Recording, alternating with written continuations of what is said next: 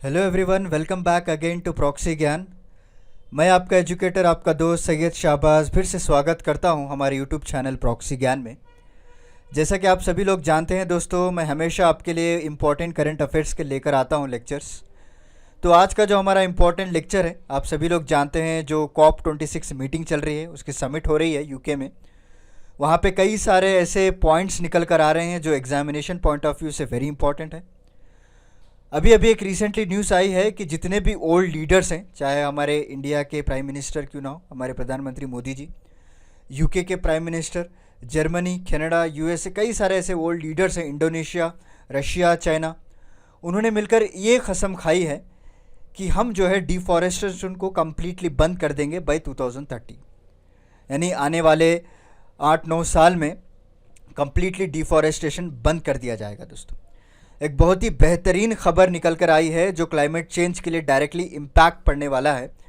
जिसको जिस तरह से अभी देख पा रहे हैं आप कि क्लाइमेट चेंज जो तेज़ी से बढ़ता जा रहा है, और अगर हमारी जो पेरिस क्लाइमेट डील है, अगर उसके अकॉर्डिंगली हम अगर टेम्परेचर को कंट्रोल नहीं करते, ये जो ग्लोबल वार्मिंग को कंट्रोल नहीं करते, अगर हमारा जो टेम्परेचर टारगेट है 1.5 डिग्री सेल्सियस, अगर उससे बढ़कर हो जाता है, तो कई सारे ऐसे आइलैंड्स हैं जो है डूबने के तदार पर आ जा सके, राइट। तो इस सारे चीज़ों को रोकने के लिए हम लोगों को प्लांट्स ग्रो करना वेरी इंपॉर्टेंट है। और जो भी प्लांट्स ऑलरेडी हैं, जितने भी फॉरेस्ट, उसको डिफॉरेस्टेशन करना बंद करना चाहिए। तो इसी के चलते हुए कहीं ना कहीं एक वेलकम मूव माना जा रहा है। डिफरेंट एक्सपर्ट्स जो हमारे जो रिलेटेड टू एनवायरनमेंट इकोलॉजी है, उन्होंने अपने व्यूज़ को भी शेयर किया है। आगे इस लेक्चर में हम डिस्कस करेंगे, बट एक वेलकम मूव है, एक शानदार मूव चला है सारे ओल्ड लीडर्स मिलकर। तो देखते हैं कहाँ तक इसको इम्प्लीमेंट किया जाएगा और ग्राउंड रियलिटी जो है अचीवमेंट्स कहाँ तक होंगे। ये आगे जो कई सारे अपडेट्स निकल कर आने वाले हैं, तो उस पर भी हम लेक्चर बनाएंगे। बट इस लेक्चर में हम डिस्कस करेंगे कि कौन से ऐसे कंट्रीज़ हैं जो आपस में डिसाइड किए हैं, और जो कई सारे जो एक्सपर्ट्स हैं, एनवायरमेंटलिस्ट हैं, इकोलॉजिस्ट हैं, उनका क्या कहना है, राइट। और COP26 मीटिंग क्या है और क्या क्या चैलेंजेस हम फेस करने वाले हैं, ये सारा कुछ आज हम इस लेक्चर में पढ़ेंगे दोस्तों। बेहतरीन आर्टिकल पब्लिश किया गया था BBC में, जो कि एग्जामिनेशन पॉइंट ऑफ व्यू से मेनली अगर आप देखेंगे आंसर राइटिंग में आपको ज़्यादातर मदद मिलेगी। तो चलिए आगे बढ़ते हैं। आगे बढ़ने से पहले मैं आपको एक छोटा सा अपडेट देना चाहता हूँ, उसके बाद हम हमारे लेक्चर को स्टार्ट कर देंगे दोस्तों। हाय, दिस इज वेरोनिका। अब आप मेरे साथ 1-on-1 जूम सेशन बुक कर सकते हैं कॉम्पिटिटिव एग्जाम काउंसलिंग के लिए। जिस तरह आपके बहुत सवाल रहते हैं कि कॉम्पिटिटिव एग्जाम्स के लिए क्या ऑप्शनल लिया जाए, आंसर राइटिंग कैसे किया जाए, उसके लिए मैं आपको काउंसलिंग दूंगी आपके पर्सनल स्ट्रेंथ्स और वीकनेस पे based. So see you there only on proxygyan.com। Thank you. तो जैसा कि आप सभी लोगों ने देखा, हमारे जो एक्सपर्ट एजुकेटर है वेरोनिका जी, उनके ज़रिए से आपको एग्जामिनेशन काउंसलिंग दी जाएगी दोस्तों। आप हमारा वेबसाइट www.proxygyan.com विज़िट कर सकते हैं। सारी जानकारी आपको मिल जाएगी। अपने टाइम और रिक्वायरमेंट के हिसाब से बुक कर सकते हैं आप अपने सेशन को, राइट। तो चलिए आज का लेक्चर हम शुरू करते हैं। बिफोर वी प्रोसीड, और एक अपडेट है दोस्तों, please like, share and subscribe to our YouTube channel, ताकि हम लोगों को भी मोटिवेशन मिल सके और अच्छे से अच्छे जो लेक्चर्स हैं वो भी आपके सामने हम बेहतरीन तरीके से, जो एग्जामिनेशन पॉइंट ऑफ व्यू से इंपॉर्टेंट है, वो पेश कर सकें। तो let's start without any delay. More than 100 old leaders have promise. जी हाँ दोस्तों, 100 से ज़्यादा कंट्रीज़, उनके लीडर्स, उन्होंने प्रॉमिस किया है कि हम डिफॉरेस्टेशन को बंद कर देंगे and in fact we will reverse this. ज़्यादा से ज़्यादा हम ट्रीज़ को प्लांट करने वाले हैं दोस्तों। एंड जो ब्राज़ील, आप सभी लोग जानते हैं, जो अमेज़ॉन रेन फॉरेस्ट इतना बड़ा वहाँ पे है, जो कई दिनों से कट डाउन किया जा रहा था, वो भी शामिल है इस डील में, याद रखिएगा। तो देखते हैं जब ब्राज़ील ने एग्रीमेंट को साइन किया है तो कितना देर तक ये इम्प्लीमेंट कर पाएगा और क्या क्या इम्प्रूवमेंट्स लेगा, क्या क्या मेजर्स लेगा, ये देखना पड़ेगा। And this pledge includes $19.2 billion of public and private funds. In fact आगे चलकर मैं आपको ऐसे इन कंपनीज़ के नाम भी बताऊंगा जो उन्होंने भी वादा किया है कि हम ऐसे चीज़ों को रोक देंगे जो इम्पैक्ट पड़ रहा है ट्रीज़ के पर, हम उनको फंडिंग करना भी बंद कर देंगे। आगे उस कंपनीज़ के नाम भी हम डिस्कस करेंगे। बट ओवरऑल अगर आप देखेंगे तो फंड्स की बात करें तो $19.2 बिलियन फंड्स इसमें इंक्लूड है दोस्तों। और कई सारे ऐसे एक्सपर्ट्स हैं जो इन्होंने डील को वेलकम भी किया है।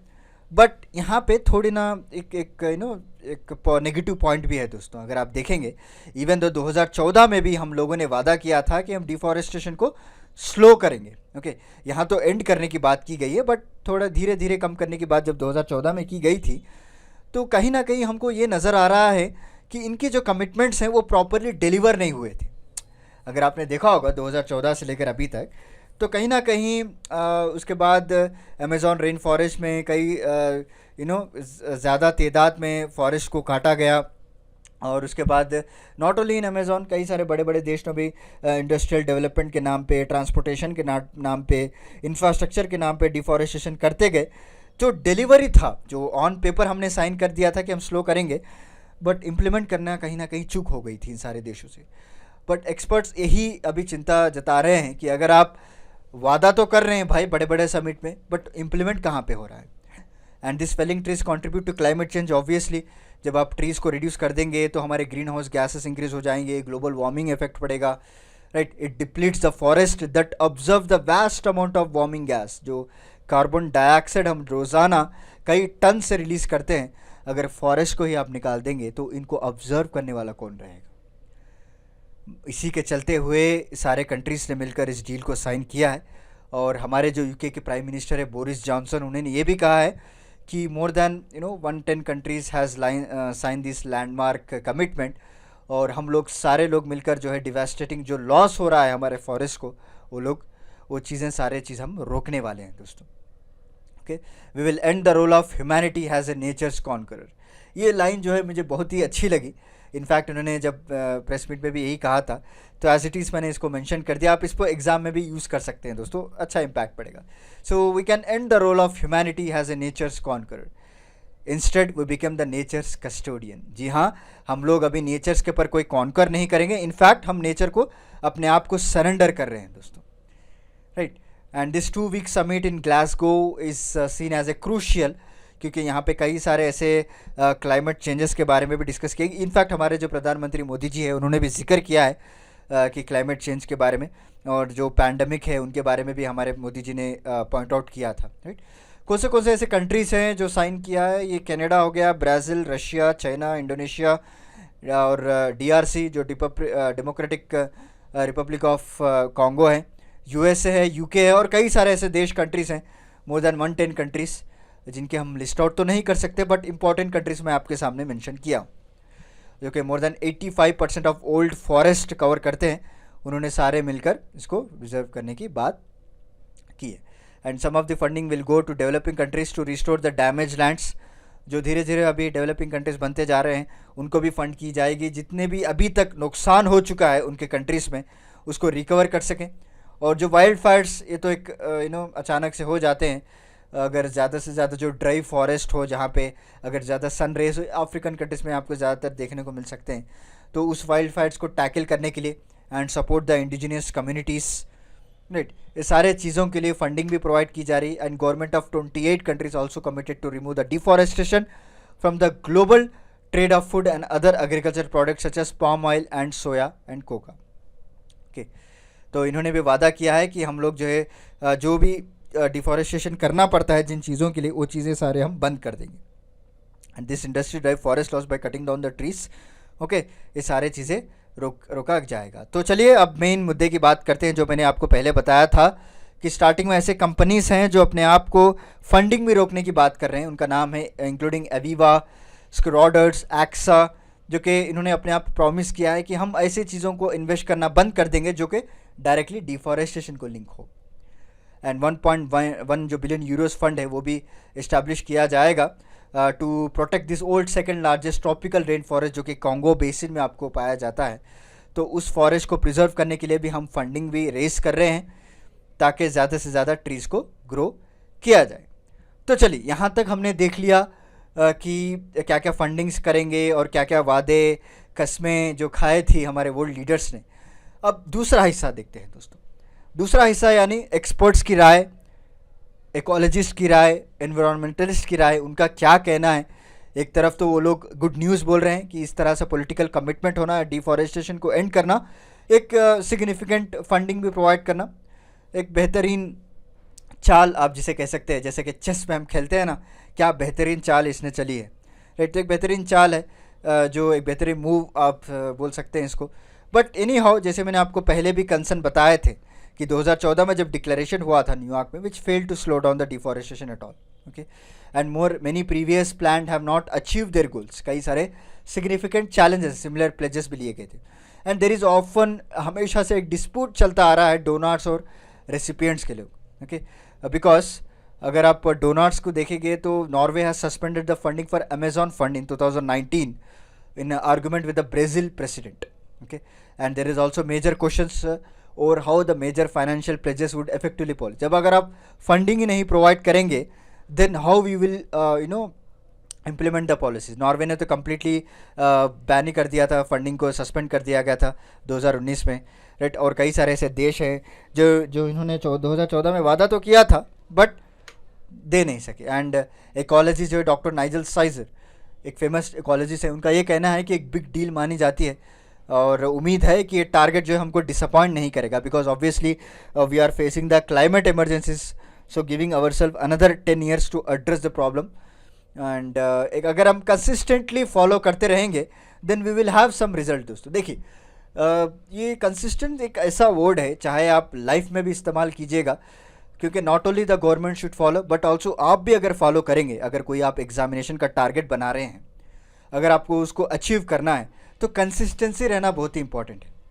थोड़ा कीजिएगा, थोड़ा पढ़िएगा बट रेगुलर पढ़िएगा, ओके। आपको जो है जोश में रहते हैं बच्चे आजकल के कि मुझे गवर्नमेंट नौकरी लाना है, जब आप स्टार्ट करते हैं पढ़ना, 1-2 दिन जो है बहुत ही फॉर्म में चलती है गाड़ी, इस तरह फॉर्म में चलती है कि 10 घंटे, 11 घंटे, 8 घंटे, और तीसरे चौथे दिन से क्या है, बैटरी डाउन होती चली जाती है। ऐसा नहीं रहना चाहिए। आप 4 घंटे पढ़िएगा, 5 घंटे पढ़िएगा बट कंसिस्टेंट पढ़िएगा। अगर आपको दिमाग में चढ़ नहीं रहा है सीधे से, तो ब्रेक लीजिए, फ्रीक्वेंट ब्रेक्स लीजिए और स्टडी को फन बनाते हुए पढ़िएगा। And you can follow our channel also for more important career, not only our channel. ऐसा मत समझिएगा कि मैं अपने चैनल का प्रमोशन कर रहा हूँ, कई सारे ऐसे चैनल्स हैं जो आपको time to time current affairs update देते आ रहे हैं, ओके, तो वो भी आप फॉलो कर सकते हैं। और हमारे चैनल में अगर कोई आपको लेटेस्ट अपडेट मिल जाए, अगर कोई न्यूज़ जो आपके रिलेटेड हो, वो भी आप देख सकते हैं, राइट। तो चलिए नेक्स्ट पर्सपेक्टिव अगर देखें, थर्ड पर्सपेक्टिव, पहला हमने देख लिया COP26 समिट में क्या क्या वादे किए गए, दूसरा हमने देख लिया सिग्निफिकेंट चैलेंजेस के बारे में, जहाँ पे हमने देखा कि 2014 में भी हमने इस तरह सा अग्रीमेंट साइन किया था बट फुलफिल नहीं कर पाए। बट अभी जो 2014 अग्रीमेंट क्यों फेल हुआ उसके रीज़न हम जानते हैं।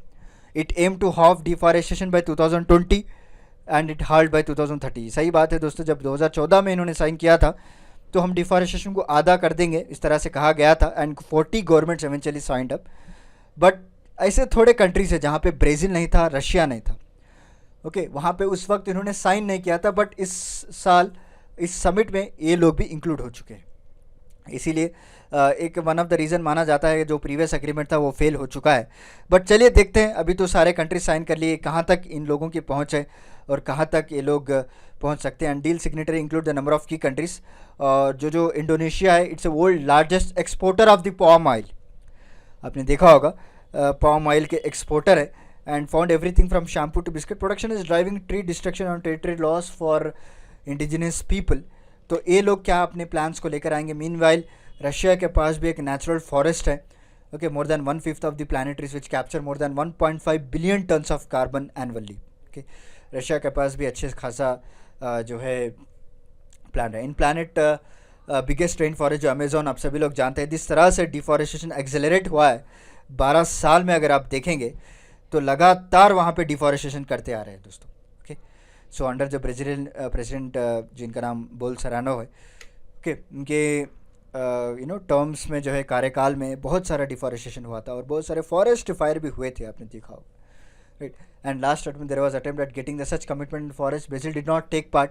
तो चलिए, उस वक्त उस एजेंडा में ब्राज़ील साथ नहीं था, बट इस वक्त ब्राज़ील साथ है और देखते हैं कहाँ तक ये चलता है। Not only Brazil but UK and India ने कई सारे फंडिंग को भी, एक फंड को भी लॉन्च किया है to help the small island states to prepare themselves against the climate change disaster. याद रख लीजिएगा, वेरी वेरी इंपॉर्टेंट है। यूके और इंडिया ने मिलकर एक फंड को भी रिलीज़ किया है जो हम स्मॉल आइलैंड स्टेट को मदद करेंगे ताकि वो क्लाइमेट चेंज डिज़ास्टर से ईजिली टैकल कर पाए. And USA, EU जो यूरोपियन यूनियन और launching an initiative that aims to drive global efforts to cut the emission of methane also. Okay, एक तरफा जो है डिफॉरेस्टेशन को भी जो है रोका जा रहा है, और दूसरी तरफा कई सारे ऐसे कंट्रीज़ हैं जो आपस में मिलकर फंडिंग की जा रही है स्मॉल आइलैंड स्टेट्स को, और यूरोपियन यूनियन US ने मिलकर मीथेन एमिट करने की बात की गई है, जो भी एमिशन है उसको कट किया जा रहा है.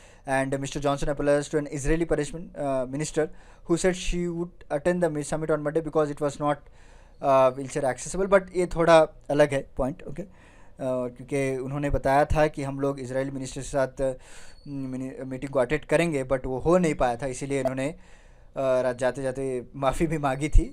ओके, तो this is about today's lecture. दोस्तों, उम्मीद करता हूँ आपको आज का मेरा लेक्चर पसंद आया होगा. रिसेंटली आई है, अभी अभी हॉट न्यूज़ निकल कर आई है. तो चलिए मिलता हूँ मैं आपको अगले लेक्चर के साथ. And please don't forget to like, share and subscribe to our YouTube channel. Till then, take care, stay safe and stay healthy.